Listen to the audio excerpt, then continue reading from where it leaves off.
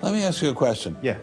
Darwin wrote The Origin of Species in 1859, published it in 1859. He had an idea of the cell as being quite simple, correct?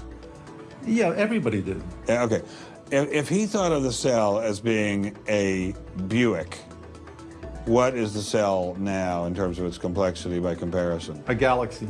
If Darwin thought a cell was, say, a mud hut, what do we now know that a cell is? More complicated than a Saturn V.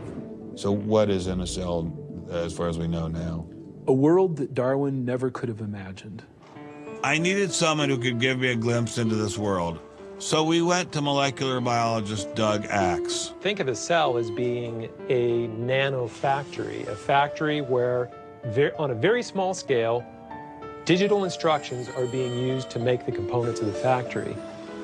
Here we have the famous DNA double helix. You can see the two helical strands that are intertwined and wind around each other on the outside of the molecule. This is the material that stores all of our genetic information. In higher life forms, this will be the equivalent of something like a gigabyte of information stored in the molecules that form the individual chromosomes, all packed within the nucleus, which is a tiny fraction of the entire cell size. So what does DNA do? Well, the information in DNA ends up providing the information for sequencing the amino acids to make protein. We have information in a one-dimensional form that provides the information for a three-dimensional form.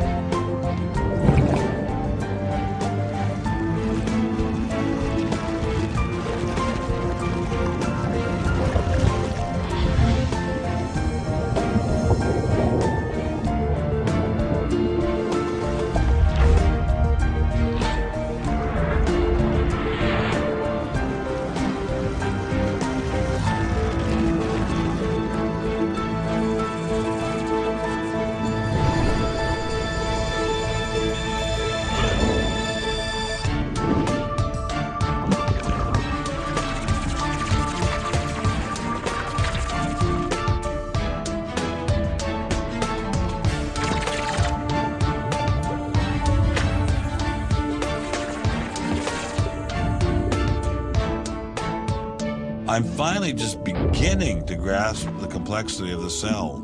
Are there systems within the cell that go well beyond Darwinian evolution? Some type of cellular technology that drives adaptation, replication, quality control, and repair? What if these new mechanisms have massive design implications?